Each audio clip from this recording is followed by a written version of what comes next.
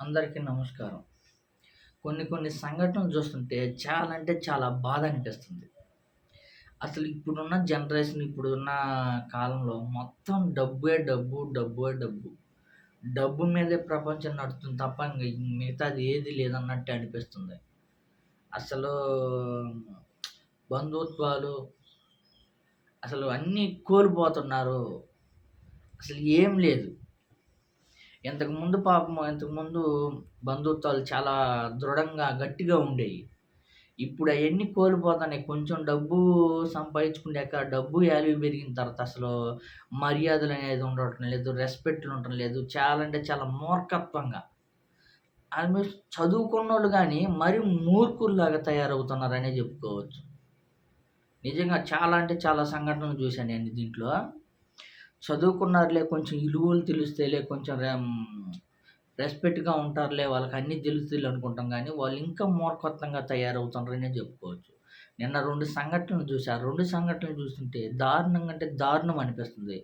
కేవలం, కేవలం డబ్బు కోసమే. డబ్బుంటే చాలు, మాకు ఇంకేం అవసరం లేదు. ఎవడెటు పోయినా మాకు సంబంధం లేదు. ఈ మానవత్వం, గీనవత్వం ఏమి లేదన్న విధంగా అదయింది.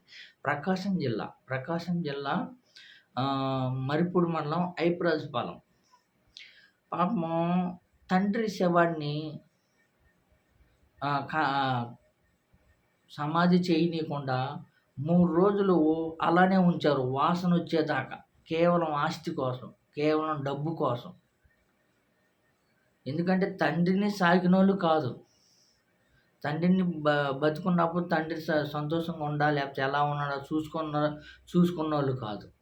అలాంటి వాళ్ళు తండ్రి చచ్చిపోయినాక తండ్రి ఆస్తి కోసం వచ్చి, తండ్రి చచ్చిపోయిన తర్వాత తండ్రి ఆస్తి కోసం వచ్చి, ఆయన కుళ్ళిపోయి వాసనొచ్చేదాకా ఆ శవాన్ని అక్కడే ఉంచారంటే ఎంత దిగజారిపోయారో చూడండి మీరు.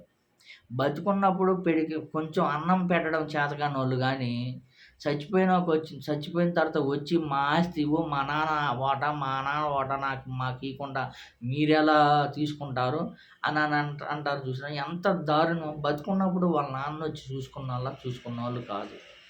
ఎవరైతే ఉన్నన్ని రోజులు సాకారో వాళ్ళు సాకినోళ్ళకి పాపం ఆస్తి ఇచ్చారు. ఆస్తి ఇస్తే మా నాన్న ఆస్తి మీరు ఎలా తీసుకుంటారు? మా నాన్న ఆస్తి మాకివ్వకపోతే మేము మీ శవాన్ని మేము చచ్చిపోయిన ఆయన్ని మేము తీసుకుపోనియమని అదే మంచం మీద కనీసం 3 రోజులు ఉంచారు వాసనొచ్చేదాకా. తర్వాత పోలీసులొచ్చి రంగప్రవేశం చేసి కొంచెం గట్టిగా వార్నింగ్ ఇచ్చిన తర్వాత అప్పుడు కార్యక్రమం మొదలుపెట్టారు. అదే విధంగా తెలంగాణలో అయితే పాపం కన్న తల్లిని బంగారం కోసం, ఆస్తి కోసం ఈ కార్యక్రమం చేయకుండా అటనే ఆపారు. ఎంత తల్లిదండ్రుల విషయంలో అయితే మరీ దారుణం అంటే మరీ దారుణం. తర్వాత మొన్న అనంతపురం జిల్లాలో ఎక్కడో ఆస్తి కోసం తల్లిదండ్రులని విపరీతంగా కొట్టాడు. మొఖమంతా కాలుతో తన్ని. అసలు ఎంత దారుణమైన సంఘటనలంటే ఎంత దారుణమో చూడండి. కేవలం డబ్బు, డబ్బు, డబ్బు. ఇంతకు ముందు రోజుల్లో డబ్బుతో అవసరం లేదు. మంచితనం ఉండేది, మానవత్వం ఉండేది, విలువలు ఉండేవి. వాటితో నడిచిపోయేది కాలం. ఇప్పుడు ఈ సమాజం మళ్ళీ ఎడ్యుకేషన్ పెరిగింది. ఎడ్యుకేషన్ లెవెల్ పెరిగింది. చదువుకున్నోళ్ళందరూ పెరిగారు. ఉద్యోగాలు చేస్తున్నారు. డబ్బు సంపాదిస్తున్నారని విపరీతమైన కార్లు కొంటున్నారు. బిల్డింగ్‌లు కొంటున్నారు. అన్నీ డెవలప్ అవుతున్నాయి గానీ, మానవత్వం, విలువలు మొత్తం దిగజారిపోతున్నాయి చూడండి మరి.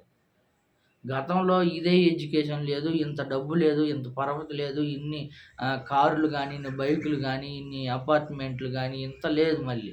ఇంత లేకపోయినా ఎవరికాళ్ళు మానవ సంబంధాలు అంత విలువలతో కూడి ఉండేది.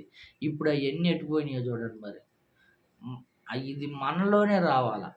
మన తల్లిదండ్రులు మనం గౌరవించుకోవాలా, మన అన్నదమ్ములు మనం గౌరవించుకోవాలా. అందరికి అనుకూలంగా అలా గాకుండా ఈగోలతో పోయి నువ్వెంత అంటే నువ్వెంత అని ఒక శాడిజంగా తయారయ్యారు తప్ప మరొకటి లేదు. అంటే చదువుకున్నోళ్ళని చూస్తే రెస్పెక్ట్ రావాల. ఇప్పుడు చదువుకున్నోళ్ళని చూస్తే రెస్పెక్ట్ కాదు కదా! ఏంది అంటే అందరూ కాదు. చదువుకున్నోళ్ళంటే అందరూ అనటం లేదు. కొంతమందిలో ప్లీజ్ దయచేసి అలా ఉండకుండా తల్లిదండ్రులను మంచిగా చూసుకొని, అన్నదమ్ములతో అందరితో మంచిగా ఉండి, ప్రతి ఒక్కరు మానవ సంబంధాలు గట్టిపరుచుకోవాలని, ఉన్న కొన్ని రోజులు సంతోషంగా ఉన్న కొన్ని రోజులు సంతోషంగా ఉండి మనస్ఫూర్తిగా ఉండాలని కోరుకుంటున్నా. ప్రతి ఒక్కరు తల్లిదండ్రులతో సంతోషంగా ఉండి హ్యాపీగా ఉండాలని ఆ దేవుడిని మనస్ఫూర్తిగా కోరుకుంటున్నా.